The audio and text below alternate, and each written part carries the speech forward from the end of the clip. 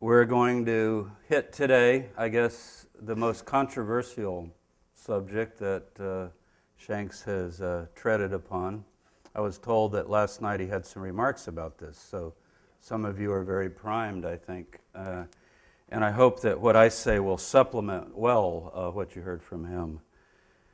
I'll just preface this by saying, you notice media hype, academic squabbles, and the ossuary.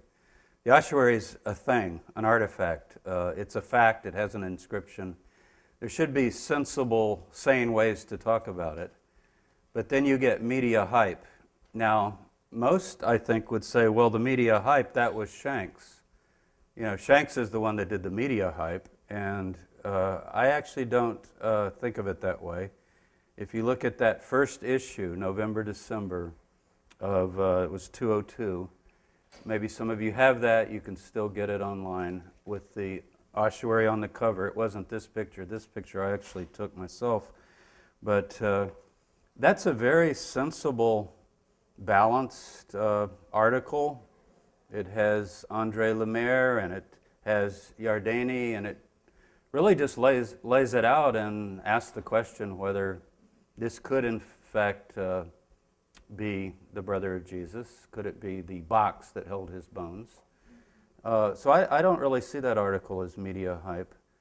I don't see the book that Ben Witherington wrote with Shanks as media hype. In fact, I would recommend it. What happens often with these books on sensational topics, it is a sensational topic, because if this is what Shanks proposed it might be, and he still says he doesn't know, but if it is, it would be the first physical archaeological relic, if you want to call it a relic, but artifact is the proper term, that's directly connected to Jesus of Nazareth, right? Well, that's certainly significant.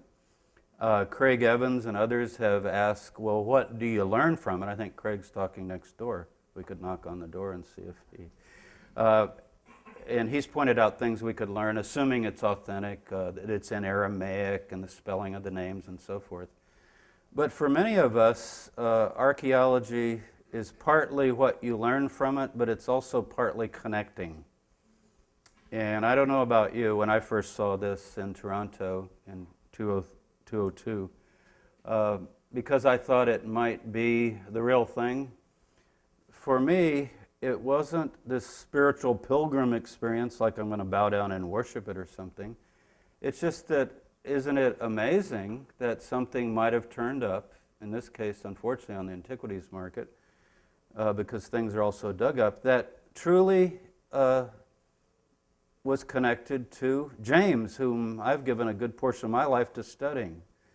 So that physical connection, it's the same thing you have when you find a Roman coin on a dig, if you're interested in a certain period. I know my students, we found a Pontius Pilate coin at the Mount Zion dig this summer. Well, we have thousands of Pontius Pilate coins, so that coin told us nothing. It told us something about the site where such a coin would be found, but the coin has been well studied. But to the student that found it, imagine somebody working on early Christianity digging up in situ from the first century a coin from Pontius Pilate.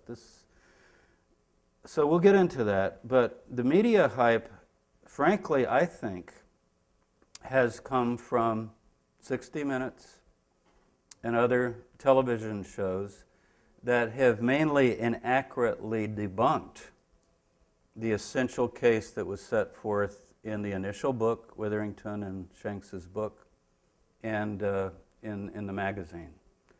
So we've learned a lot since then, and that's what this lecture is about. Or I could just say, go read the magazine and refresh yourself, go read the book. And I started to say about the book, what happens often is when something's very sensational, this book is published, and maybe you bought it like 5-6 years ago, it would pay you to go back and read it. I think you would be impressed. I read everything again for this lecture. Every single thing I have. It's unbelievably thick files because I wanted to review. And I had forgotten all the things that are in that book that are still relevant that people seem to overlook. So I'm going to give you some of that as we go.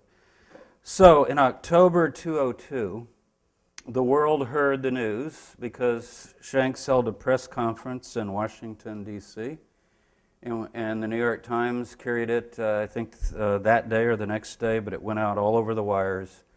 And it was billed as possibly the first archaeological evidence connected to Jesus. One of the reasons it was billed as connected to Jesus and not James, it is the ossuary of some James, right? Okay, is nobody knew Jesus had a brother, which is part of the story. They hadn't read my book yet because it wasn't written, right? And there had been some books on James, like Eisenman had published his book, but James has come around now, I think. There are a lot of things on James. In fact, at the SBL this week, there are papers on the Didache, the book of James, and comparing those texts and talking about Jewish Christianity, similarly to what I started doing 4 or 5 years ago. So October 202 is when it was officially revealed. You could almost call this plain, right? I mean, some of you who don't have good eyes, it's a plain ossuary, compared to a couple more we're going to look at that are very ornate, right? And on the back side, this is the side that has the inscription, but see how you could almost miss that? It's not real prominent. It's a fairly plain-looking ossuary. And on the other side, it has some rosettes that I'll show you in a minute, but they're very faded and weathered, okay? So that's where the story begins. Spring 202, backing up a little, because October was the press conference, October 21st in D.C., but in the spring of 202, the way this surfaced is André Lemaire was given a set of photos, actually, of inscriptions, including this one, by Oded Golan. Part of this whole case, and even the lawsuit charging Oded Golan with fraud and conspiracy and dishonesty and so forth, it has to do with whether you believe people, whether you believe what people say, right? I have my views of Oded, and they will come out as I go through. But I do believe André Lemaire. Anybody who says that André Lemaire or Herschel Shanks are involved in something and they made all this up and they just wanted to make a lot of money on a book, it's so insulting. And quite a few people say it just down the street here. My dear colleagues basically imply that. Because what Lemaire says is, look, I looked at these and I saw this one, I saw the 3 others, and I noticed, because he's a scholar of Christianity, well, you know, Jesus had a brother named James, and this is James, son of Joseph, brother of Jesus. But what he particularly noticed is only one other time do we have an ossuary that designates a brother. And it's usually a famous brother. Or, in other words, if you put the brother on, if that was typical, that if lots of ossuaries said so-and-so, brother of, sometimes you'll get son of, right, like here. But brother of is rare. This is the second one that's ever turned up in the whole collection of 900 ossuaries. A couple hundred of that have inscriptions. So that's what he noticed. And then he told Oded. Now this is him telling it. I believe him. I trust this. You know, and he told Oded, he said, I believe it or not, the one that interests me most is the James, Jesus, Joseph. Yardeni, around the same time, had also looked at it, but didn't make the connection with early Christianity, and actually just thought it's just one of many interesting ossuary inscriptions. Actually, very easy to read, but the form brother of, as we'll get to, she did find sort of interesting because it would be the second attestation to that Aramaic form in something from the 1st century. So, you know, she's the philologist, the epigrapher, and so that's where, but she didn't run out the door going, oh my God, we might have, you know, James, the brother of Jesus here. Why? Israelis generally, as Oded said, I didn't know the Son of God had brothers, because that would mean like God had a son and then like he had another son or what? Well, lots of my students, I think they know more and more of the public knows, but when this came out, this press conference, the main thing you had to answer to people was, who's James? Right? They go, James, son of Joseph, but who's James? And most people thought one of the 12 apostles, James, Peter, Andrew, James, and John. Oh, that James? But he's not really the brother of Jesus. So what James are you talking about? Now, in Roman Catholic thought, there's a dogma, right, that these are cousins of, and they're not sons of Joseph or Mary. And in the Eastern Catholic, I said Roman Catholic, Eastern Catholic, they're children of Joseph by a previous marriage, but not from Mary. So people even had dogmatic reasons for not knowing this.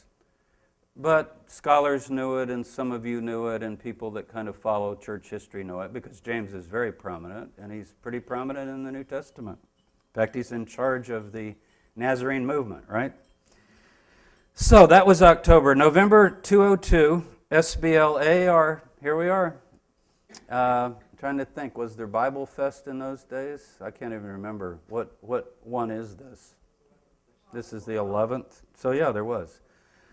But this was actually done at the SBL side of things in Toronto, also in the Royal Museum of Ontario, Royal Ontario Museum. It was on display, and that's where I took that picture. Shanks was kind enough to, we'd been up at Brown University for another conference, a bunch of us, Dead Sea Scrolls, and actually owe this to my wife. Herschel wouldn't normally necessarily pick me, but she was talking to him at a reception, and he just was asking her what she did and so forth, and why she was there, and it turns out she's there because of me. And he said, well, do you two want to come? I'd gone to the restroom or something. Do you two want to come to the private showing of the ossuary? I knew about the ossuary, but I figured I'll just go stand in line like everybody else for 5 hours. So I come back in, and she had this look on her face like, guess what? I got the personal invitation. So that's why I got such a good picture. That's my picture. I think it's the best picture I've ever seen of the ossuary. And I'd be glad to share it with you if you email me if anybody wants it. It's just a nice picture. But so I got to actually see it close up and be with the other epigraphers and so forth. It was quite exciting. And then that same month, the November-December issue came out. So I put all that in to remind you of the chronology. James Ossuary, let's see, when was it? 202, that's sort of the basic background. Now, those are all facts so far. We only want to do facts here, right? What do we know? What do we know? What can we speculate responsibly? What don't we know? Now, this picture Lori took, my wife. We have a bunch of these. She took them all with our camera, our personal camera. But isn't this a great picture? She said, get up by Herschel and I'll get your picture. Here I am with the two great epigraphers, Frank Moorcross. I can't see in the shadows. Can you see it okay, though? And Fitzmyer. I can see it really good, so I guess if we could make it darker maybe in here, but I don't know if that's possible. But anyway, we're looking at this is an after-hours showing, and we were able to talk, and I got to hear Fitzmyer and Cross talk about it, and Cross at the time was convinced it was authentic, and it was really an exciting time. Simca Jacobovici was there. I'd never met him, and I don't think I even met him that night, but he was there because some of those scenes got into his film. And in a lot of the pictures, Lori's in the background. I told her, I said, it's like Forrest Gump, every picture I see. Who's that woman behind there? Who's that woman? Actually, in the film, too, you can see her. Yeah, thank you. That'll help. Appreciate that. Isn't that a little better? Yeah. Mm-hmm. Thanks. As long as the filming is okay, I think we're okay. So that was very exciting. And what did I feel of? I felt, well, could this be? Is this maybe belonging to James, the brother of Jesus? Here are the rosettes. Again, you see how faint they are? So still, you could call it plain. I mean, it really looks like a plain ossuary. But if you look very closely there, believe it or not, there are some very worn rosettes right there. Now, what we were told initially, back to 202, this is by the owner, Oded, and at the SBL AR meeting in Toronto, that he got this ossuary about 15 years ago, but he said about, so that would be 87. And he got it from a dealer in the old city that he did not identify, but he said he was told it came from Silwan. Silwan is at the foot of the Kidron, where the Valley of Hinnom and the Kidron come together. If you stand at the southwest corner of the Temple Mount and just look across, you see the village of Silwan, across from the city of David. Now, so that's what we knew. It's unprovenance, meaning it was not recorded or found in an archaeological dig, but bought on the antiquities market. So that's a problem. It's also true, as Herschel Shanks has explored very thoroughly, about a lot of the Dead Sea Scrolls and about a lot of the other things that we value and treasure in our field. But we would always wish it was different, right? We would like to find things that are seen in situ, in this case probably a tomb, because then you would know the other names and you could study the tomb and you could answer a lot of your questions. But that wasn't the case. A large part of the Academy reacted with what we've come to call TGBT. It's too good to be true. Robert Eisenman immediately wrote an editorial in, I forgot, major newspaper, saying it's a forgery, he doubts it, it's probably not true. Eric Myers gave a lecture even at the conference in 202, and we had a big session. Some of you might have been there. And his position was, look, not saying it, the government hadn't said it was a forgery yet, so he said it could be a forgery, but the point is it should be of no concern to the scholarly world because we don't know where it came from and we don't know if it's authentic. So that was the position of a lot of people. And Barr and Shanks were accused of sensationalism by most of my friends and colleagues. Ben Witherington and I think Craig Evans, I'm trying to remember, there was just a handful of us that sort of said, no, wait a minute, if this is authentic though, you know, it's important. You know, we don't want to just say, forget it. So there were some of us that said, hold on here. Now, this is the cover of the book that came out. Like I said, I would recommend it. You can probably get it for $1 now, but you know how Amazon sells all these good books, like my book now, for $2. So, but that's good. I mean, I want the books out. So that maybe that helps spread the word. So there's that book. Now let's talk just about the too good to be true. In 1990, here's a picture of a tomb. Something too good to be true was discovered in a first century tomb just south of Jerusalem. And it's now on display in the Israel Museum. I want you to notice two things about it. By the way, Shanks also was the first to publish this and do nice, lavish articles. Again, cover of Barr. Very nicely done front of the ossuary, and some graffiti on the side, and in its light you might not be able to even make it out, but you can see there's some scratchings there. And most of you know what this is, right?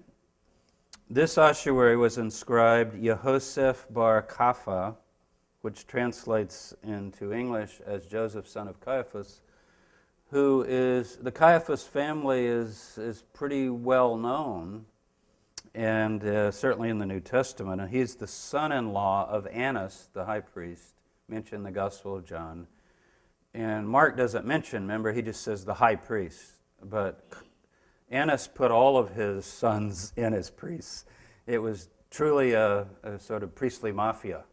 And he ran Jerusalem for almost 70 years. So when he ran out of sons, occasionally you could put a son-in-law in, right? But you still basically control things. Well, this happens to be the priest that presided over the trial of Jesus. So that's too good to be true, isn't it? Now, you'll still have some minimalist, do we call them, who'll say, oh, well, this could be another Joe Caiaphas. And it could be, I guess. And one of the arguments was this is too sloppy. No high priest would have such a sloppy ossuary. But this gets to a point about names on ossuaries, even in the Jesus tomb that I've worked on as well. They're not public announcements. They're basically tags and identifications for the mourners and the family to keep things straight. And so it's informal scribbling. In a way it doesn't show, you might say. You know, the ossuary is beautiful, but who's in it? And on the side, you scratch things. Now, some ossuaries have more formal hands, but most of them are informal. Well, I think that's too good to be true. What are the chances, just excavating around Jerusalem, or most of these show up because of construction work? The Talpiot tomb was construction. This was a road construction, Caiaphas. So what are the chances that you would come up with a person known in early Christianity? Well, here we have maybe Joseph Caiaphas. Really interesting, and there's a lot more about that, but I want to make the point that it can happen, and it has happened, and we shouldn't dismiss something because we say, well, that's just too good to be true. Another one that's got almost no attention, again, it's been published in Bar quite a bit, but in 1941 in the Kidron Valley, Sukenik and Avigad found a tomb, and in those days, this is 41, British Mandate, the Orthodox were not in control of the human remains and so forth, and they excavated the tomb scientifically. And then it was published in the IEJ, but notice how much longer, 40, 50, 60, 20, over 20 years later it was published. Essentially nobody noticed it. I didn't hear of this for years and years and years. I didn't hear about it until I saw it in Bar magazine. And somebody told Herschel about it, that in the basement of Hebrew University Archaeology Department in Jerusalem, under a table in the back of a lab, because I went and found it, is this ossuary. Well, why is it important? Why is it interesting? Because in Mark 15, verse 21, Jesus is on the way to the cross. It says, they pressed into service a passerby coming from the country, Simon of Cyrene, the father of Alexander and Rufus, to bear his cross.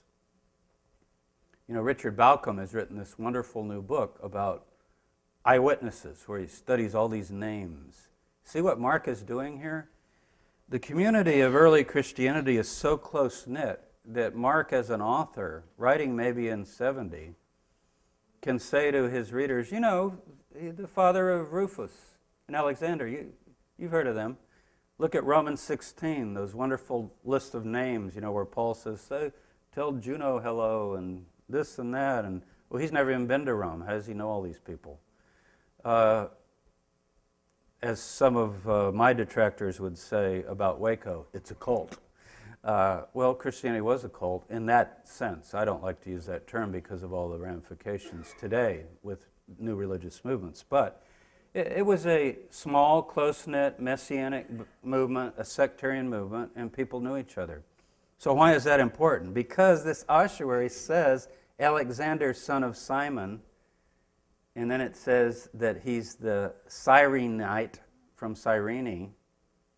So is this the ossuary of the son? And it also has Simon on it as well, as if the father and son are buried. So were we looking at the bones of the man who carried the cross of Jesus? I'd say that's too good to be true. But, you know, Simon of Cyrene with a son named Alexander, you could do the stats on it. The place name really helps. I'm convinced this is likely, this is stronger than the James ossuary because of the place name. So that's why I don't think the too good to be true argument is a good one. I don't even think it should come up. If we find something that's too good to be true, like how about a whole library of writings from a Jewish group from the 1st century BC? That's definitely too good to be true. And that's why they were dismissed, as it was impossible that they could be Herodian, right? Impossible. Nobody believed it. Sukenik couldn't believe it when he got those first fragments through the fence from Cave 1 and took them home in 1947, November, and he writes in his diary, he couldn't believe it. I mean, he believed it because he could see the script. So back to October 202. There's your picture again. This is a very accurate drawing of what it looks like, and I think we should work with the drawing. You all know Yaakov is James, right? So even though we say James, we really mean Yaakov. It's not a very good translation of a name because it doesn't sound enough like the name you're translating. Like John and Yochanan, you can make that out. But James and Jacob, one of the reasons James has been forgotten is because the names are confusing to people. And that was really with Oded. Oded had never heard of Jesus having a brother James, but even if he had, how many people know that the English James is Yaakov? Yaakov is Jacob. It's not James, but it is James. So, our English Bibles, everywhere you read in Greek, it doesn't say James. Even in Greek, right? Yaakobos. You can hear it in Greek. So early Christians reading the Greek New Testament were saying Yaakov, Jacob. Very well-known name. But it's not so common, as we'll see. So this is how it reads. Yaakov Bar, it's Aramaic, so instead of Ben you say Bar Yosef. So James, we say today James. I don't mind using that because you know what I'm talking about. And then you have Achid Yeshua. Yeshua's translated Jesus. That's not a very good Passover either, is it? Because people don't realize Joshua or Yehoshua or Yeshua for short is Jesus. So people get doubly thrown off with this, don't they? But I think most of you are way ahead on that.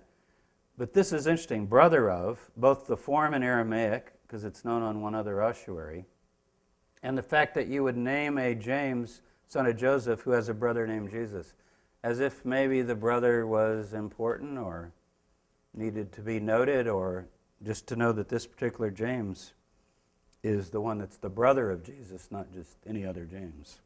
Because there are a lot of Jameses in the Jesus group, right? If you study books on James, they talk about all the Jameses. Now, the main reason I think, though, I already alluded to this, but I want to give it to you visually. Here's the famous El Greco painting. If you go in St. Paul's Cathedral in New York, and you walk in, you see Peter on one side and Paul on the other. You go in the Vatican, you see Peter on one side, Paul on the other. You know, statues, sculptures, pictures. Every church in the world. So here's Peter and Paul, the beloved disciples. What happened to James? James is actually in charge of the movement. Why is it Peter and Paul? Because James essentially was forgotten, lost. Now this Byzantine painting is interesting because Jesus and his brother James are dressed the same, look the same, and one of the reasons I begin to argue that he's the beloved disciple, and Peter's over there looking a little upset. So I don't know what the artist intended, but boy, does this carry a lot of symbolism. Jeffrey Butts, has a great book on James, by the way. James, the brother of Jesus. And he puts this on the cover. That's where I first saw it. So we don't know all the provenance of the painting, but the figures are identified. And this is not James the Great, it's James the Less, he's called, which is the designation for the brother. Now, ossuary burials in general, just a quick primer on this because I think many of you know this, but just to review as we talk about facts. It's really, really interesting. The dates will vary. Some sources will say ossuaries were used from about 25 AD or CE till about 70. Everybody agrees they went out of use in 70. Mostly in and around Jerusalem, almost exclusively in the Jerusalem area. Isn't that interesting? If that weren't the case, we wouldn't be talking about any of this. We wouldn't have Alexander, right? We wouldn't have Caiaphas, and we wouldn't have this James, whoever he is. So in the Israeli state collection, there are 900 ossuaries approximately. I rounded the figures where you could remember them.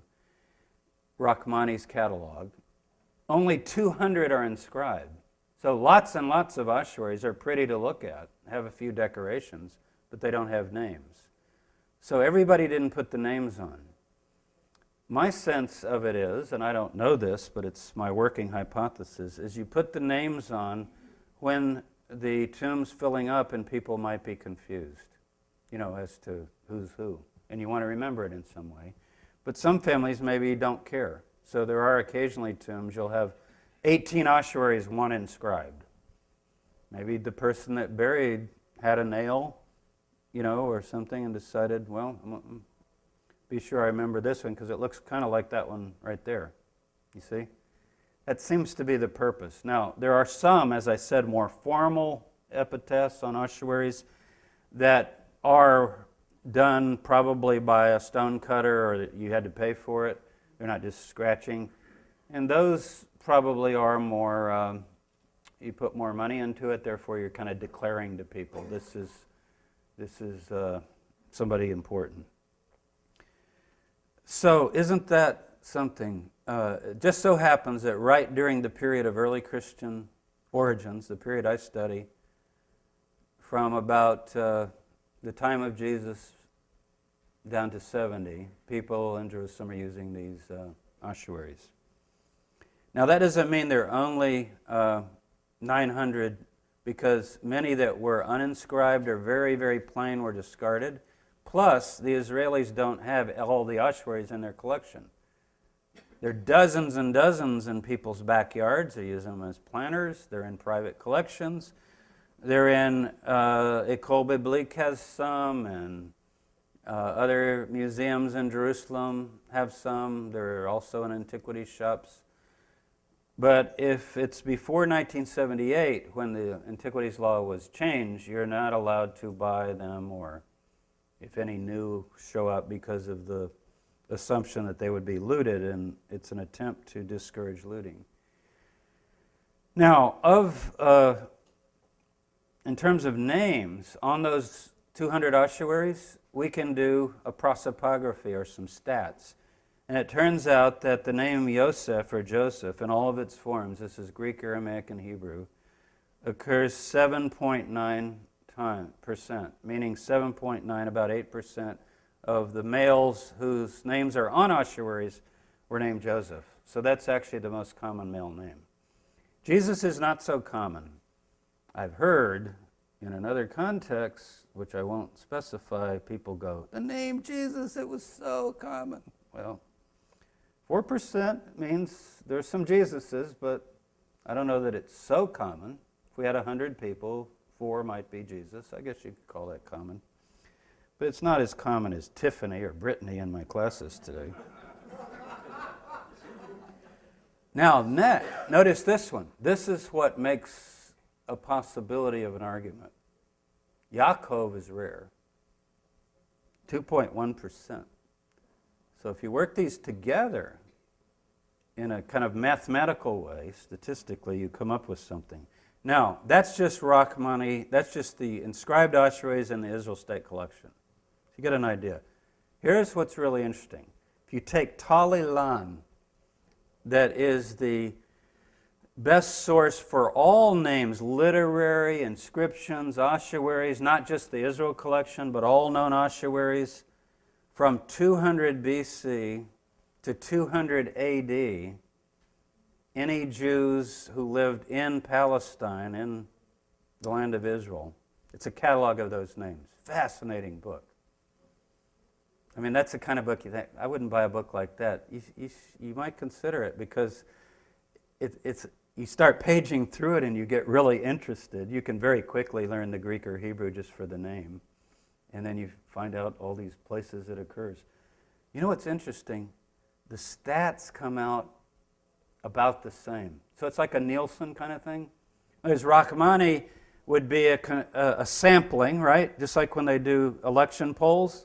You say, yeah, that's only 200 ossuaries. There are probably thousands. I mean, maybe this isn't right. But then we look at the list of all occurrences of names, it's just very close to this. The proportions are the same, and even the numbers are very close. So that tells me that we can work with this. In other words, we're probably working with something that is relatively accurate. Now, this was not in Bar, I don't think. There might have been a popular version, certainly it's been referred to, but Camille Fuchs, one of my favorite people in Jerusalem, a wonderful, gracious man, Department of Statistics, Tel Aviv. He did the best study on this. It's still the best study. It's hard to get because, look, it's in the Polish Journal of Biblical Research. Okay, so write that down.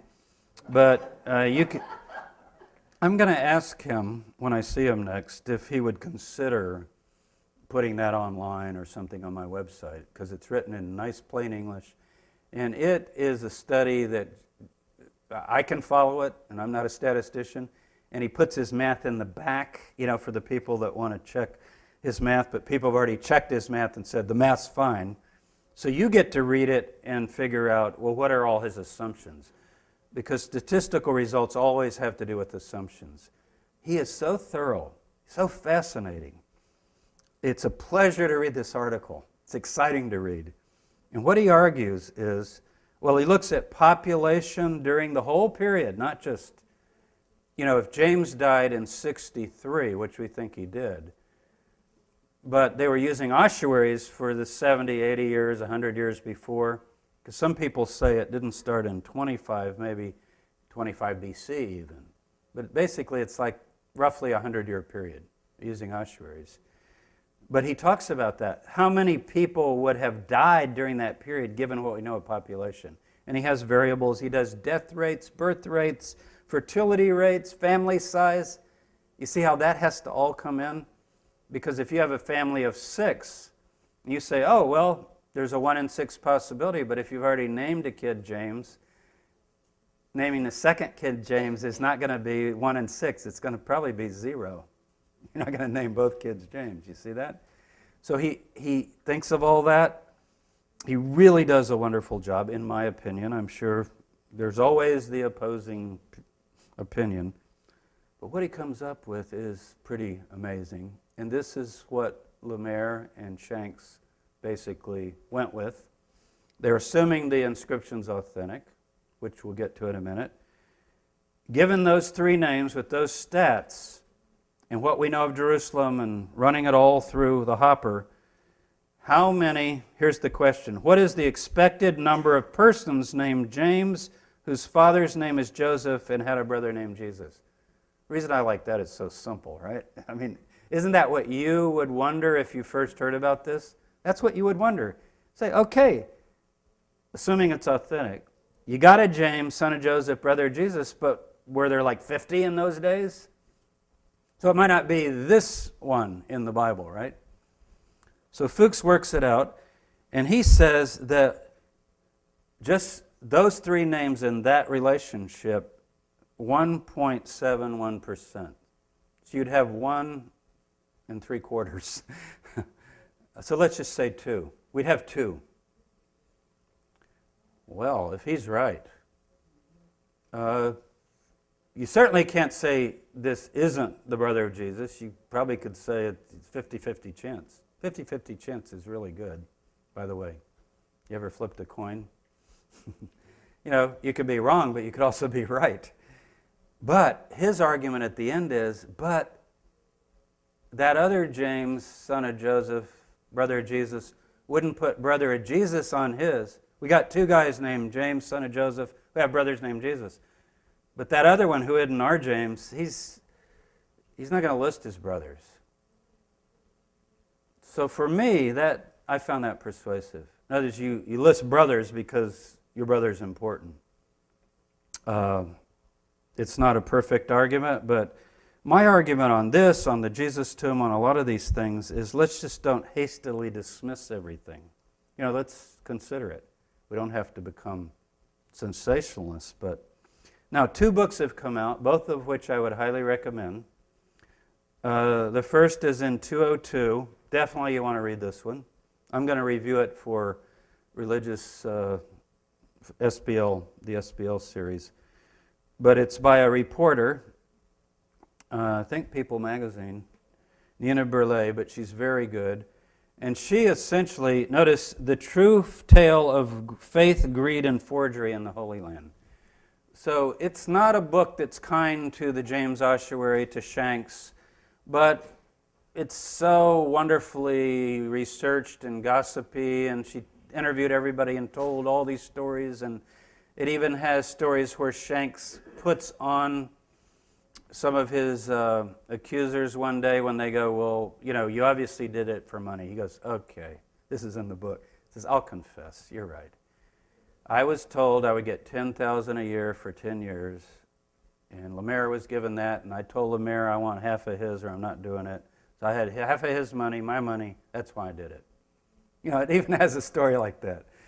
Obviously, very tongue-in-cheek, but he was just trying to say, you know, yeah, okay. So, but I would recommend the book. It's a thrilling read, just to hear. Basically, it's like having your ear to the ground and listening to Jerusalem gossip during 202, 203, 204. Actually, it goes into, I said 202. I think that's when it first came out, but I know an appendix goes into 203. It was probably updated later. Now, very recently, just this year, is a new book by Ryan Byrne and Bernadette McNary Zach, University of North Carolina, Chapel Hill Press. So this is a very academic book. And it's a series of essays, and you probably can't read that, but it says Resurrecting the Brother of Jesus, but down at the bottom, the James Ossuary Controversy and the Quest for Religious Relics. Now this is a book that essentially declares the ossuaries of forgery. It's a scandal, and it's of no value scientifically, and it's been hyped by Simca Jacobovici and even Herschel just to sell magazines, to sell books. And basically, it's of no interest to the scholarly community. That's basically what the book says. But why do I recommend it then? Because you want to read everything, right? So here's a book, very critical. But if you have read what's in Barr, there's been a lot in Barr, what's on the website, followed the trial, and read Witherington's book, and even read Nina's book, you're going to be pretty well prepared to read this book, and I think you're going to find, like I did, that time after time, it's just wrong. It's just incorrect. And these are some of my wonderful friends and colleagues that wrote some of those essays. But they're uniformly arguing, notice, quest for religious relics, that there's something very unacademic and unscientific here. And the idea, it's not too good to be true. Too good to be true is just like, well, that's amazing. How could that be? This is worse. This is more like, well, I won't personalize it, but I could. People like Tabor, they find what they want to find. You know, they imagine it. If it isn't there, they'll work it out some way. It's sort of the idea like a holy grail quest or something, and that's what really drives people, if we could just find something to prove this or that. Well, it is true that certain thrills come from finding things. I mentioned that earlier that might relate to Jesus. There's nothing wrong with that. It'd be true of the Civil War if you were interested in the war between the states and went to a battlefield and happened to kick with your shoe and you found a Confederate buckle that was in the... And what are you going to say? Oh, well, that I don't feel anything about it. Of course you're going to feel something. But I don't know that you're on a quest for a religious relic. But if you were allowed to keep that, it would probably become a treasured possession. It's the connection, see?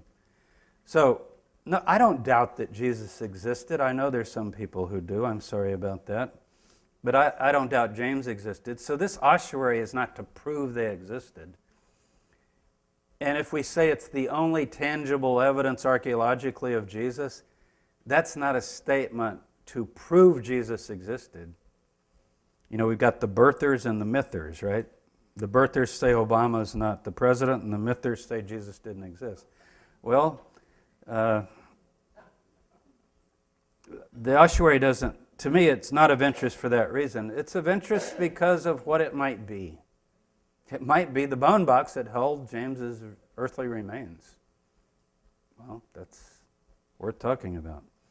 Now, in the book, the Chapel Hill book, let's call it, Burns' book, edited, one of the major arguments put forth by one of the authors, whom I won't name, you can go read it yourself, is that if you look at 3 other ossuary inscriptions, you can see very clearly how this was done by Oded Galan. That he took a plain ossuary and he took computer scans of phrases and just pasted them in and created this inscription. Okay? Now, I know some of you don't know Hebrew, but here's one that says Acha and Yaakov, his son. So there you've got Yaakov. So see how there's Yaakov. So see how he just pasted that down.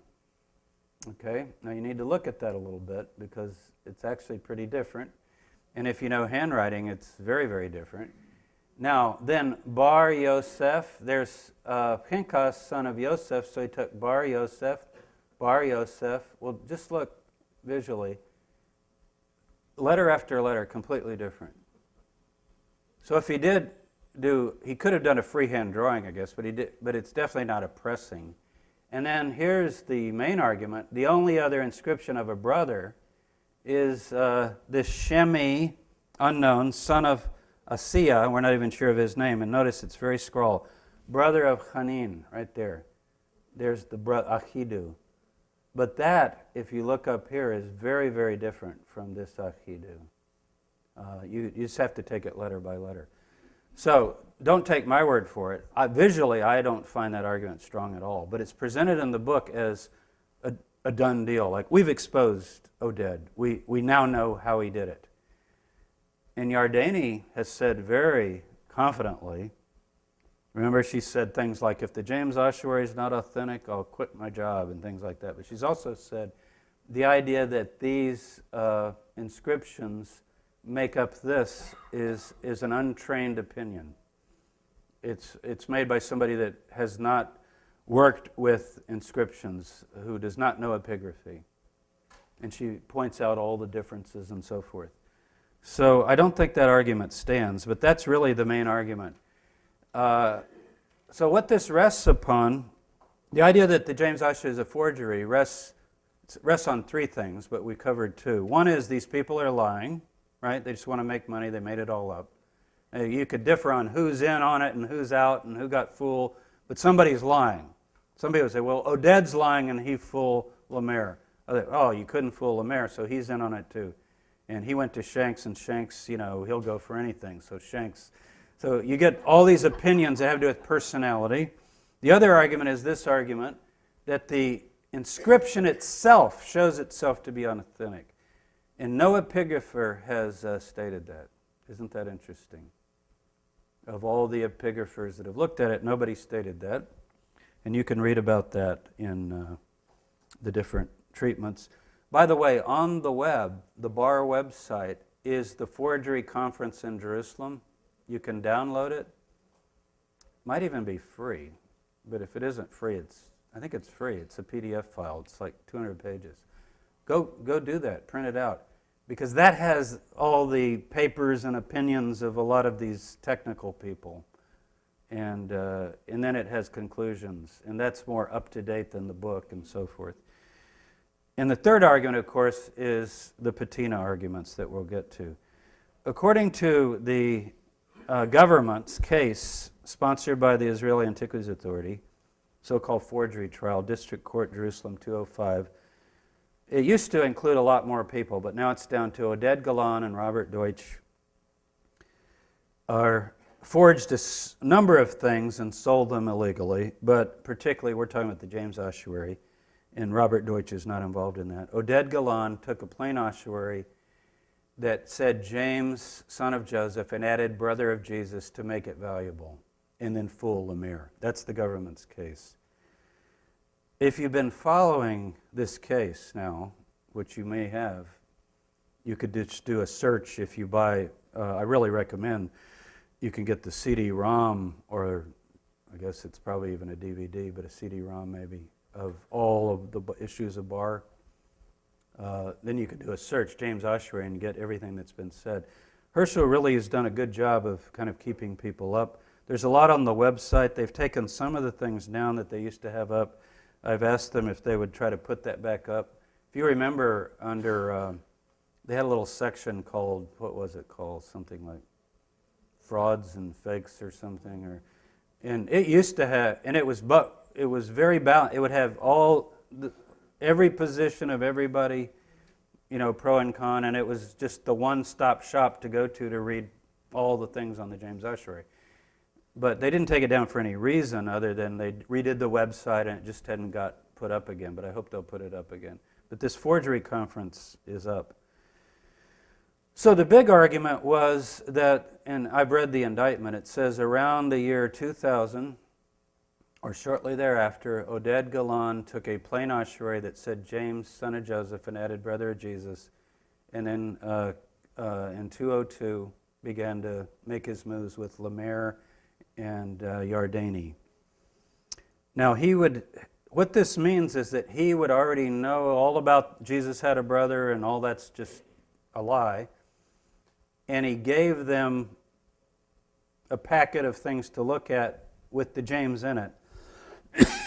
And then he's sitting back thinking, I got to act like I don't know anything, but in that packet they're going to go, wow, when they see this. Well, it didn't work. Yardeni she saw it and just, well, that's an interesting one, but that's easy to read. But I like the way it says brother. That's important. We need to note that. That's a second instance. But she didn't go, wait a minute, this is Jesus' brother.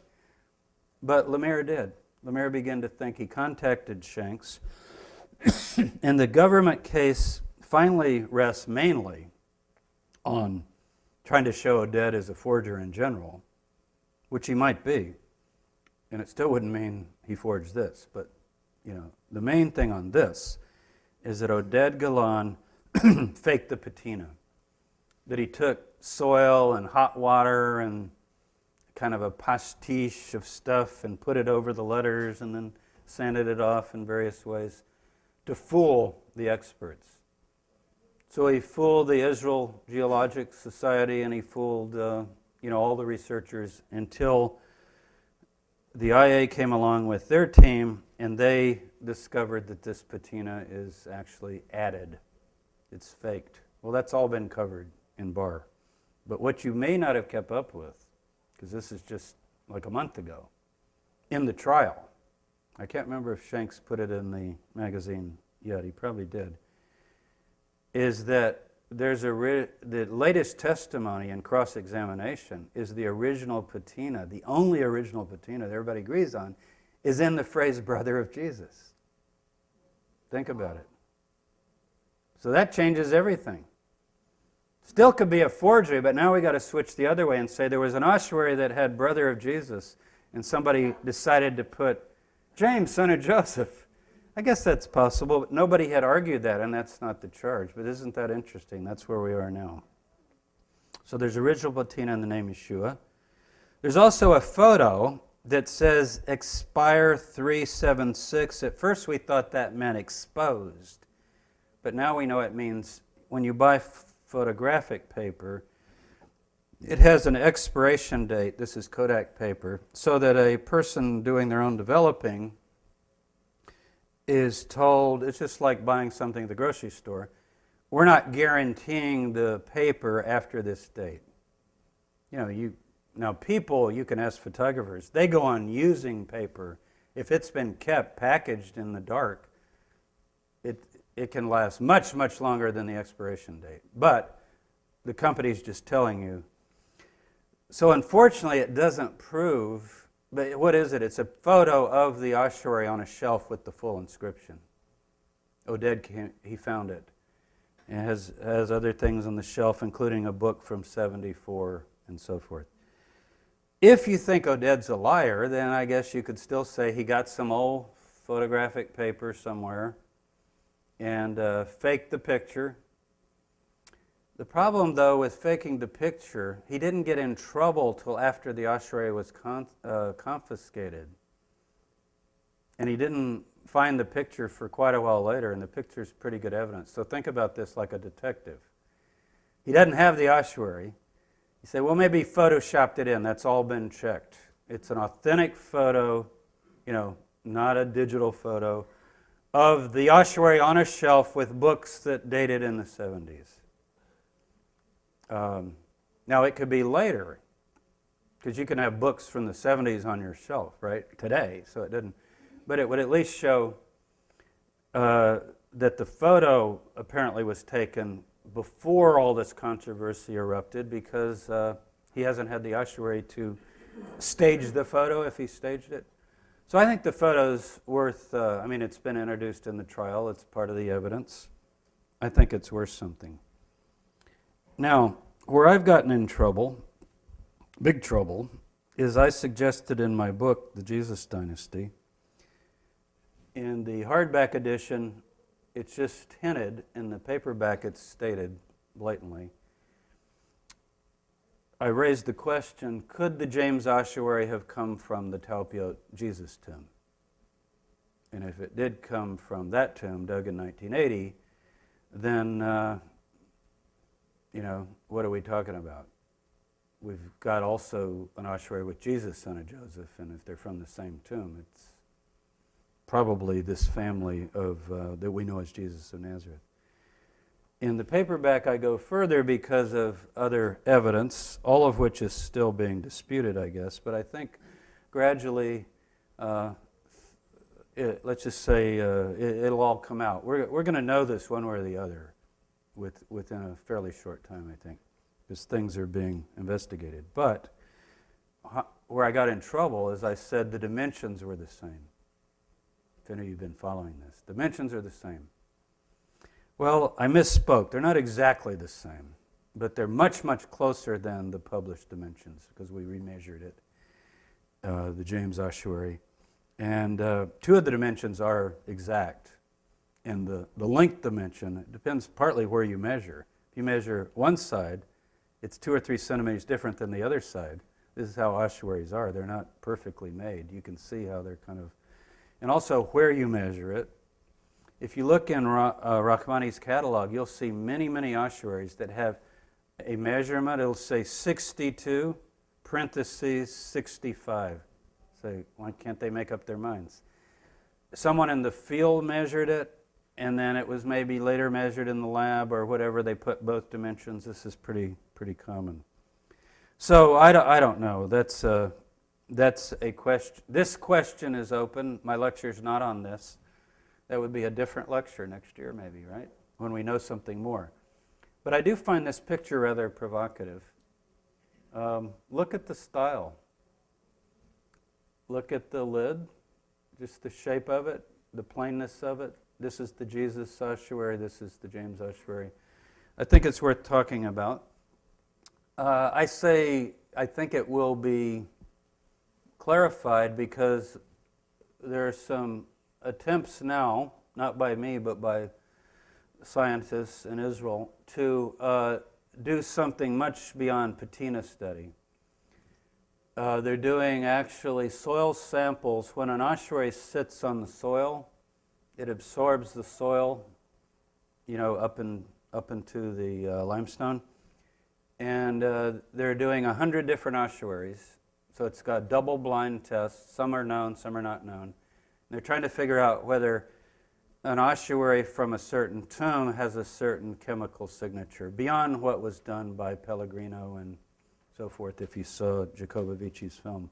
So that's very promising, and so far it's just looking like it might solve the problem for us because you're finding tombs pretty close to each other with different soil. It's not that the soil geologically is so different. It has to do with the moisture, the atmosphere, the oxygen that was in that tomb. Every time you open it, you're changing the chemical balance of the atmosphere of a tomb.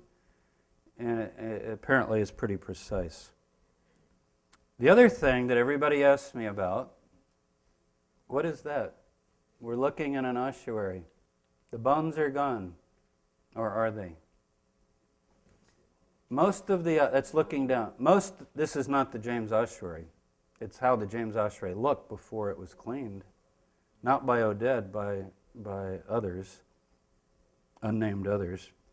But in any empty ossuary, This is a DNA paradise here. There's body fluids, significant, these are bone chips, these are parts of skin and so forth. They don't scrub them, they just take them and dump the bones out and put them on the shelves.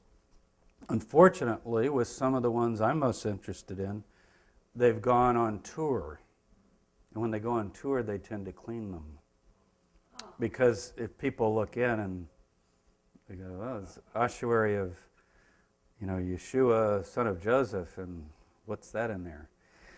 But Oded did say to Time magazine in an interview, and I've interviewed the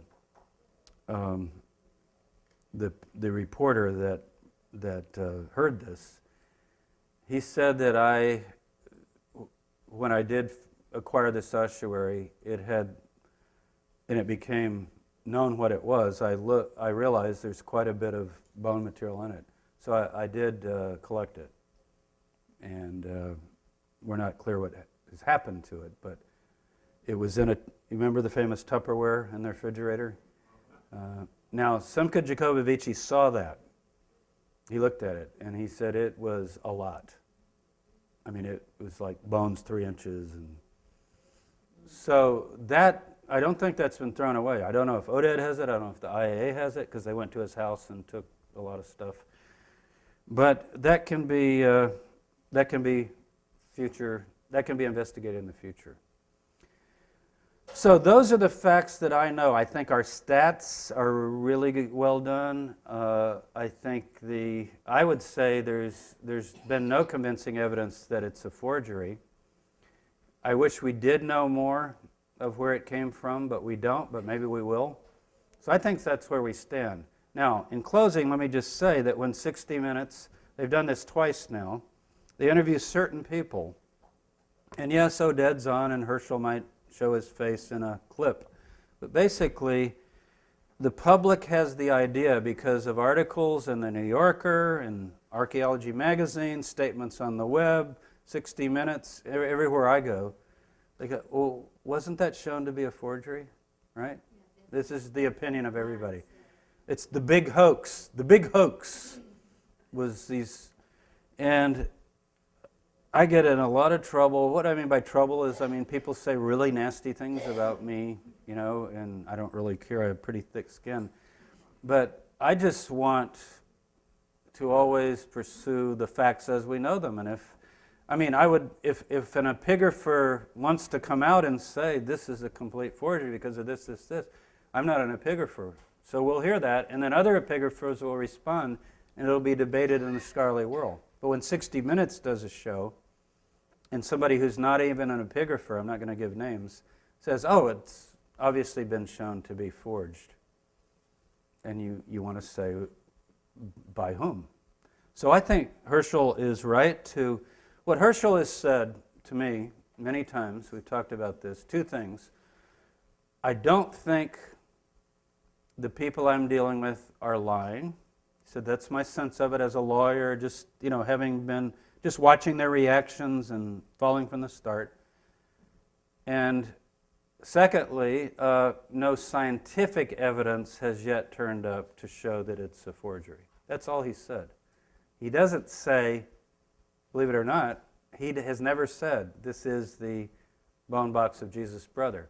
He said, could it be, and because of Fuchs's stats, and Lamar did his own stats, if it's authentic, maybe it's even probable that it is.